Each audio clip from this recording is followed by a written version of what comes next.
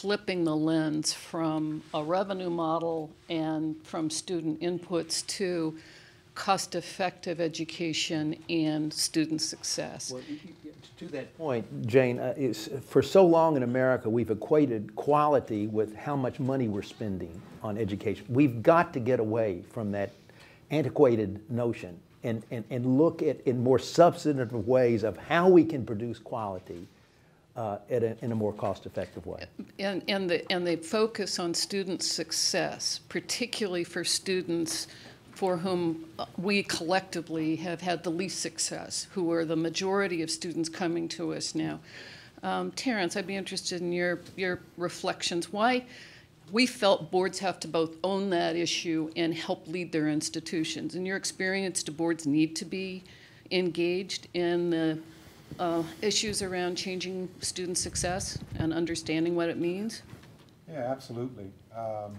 And I think of that in terms of a personal situation. I'm a graduate of a historically black college. Had that college not been there for me, then I would not have had the opportunity to go on to graduate school, to a different type of college. But when I read through the report, it sort of jumped out at me that we're exactly where we were maybe 100 years ago. And what I mean by that is simply this.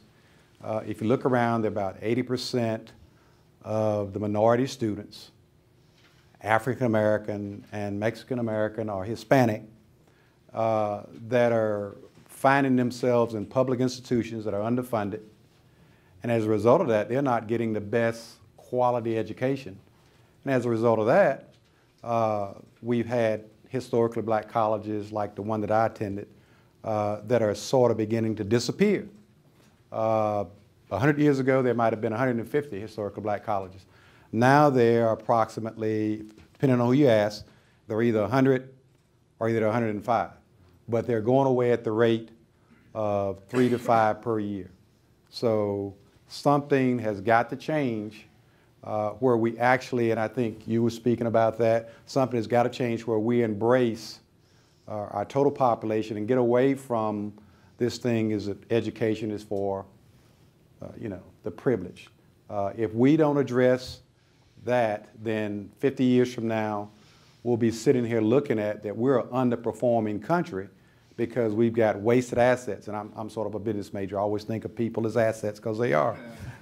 But we've got, a large quantity of our assets that are not going to be productive. So I want to compliment this report, the work, and the leadership that went forward, because when I served on my board of trustees, I was saying a lot of these things that are in this report, but I had no evidence. So now I've got evidence that I can take back and say, listen, read this thing. If you just read the summary report, it should open our eyes.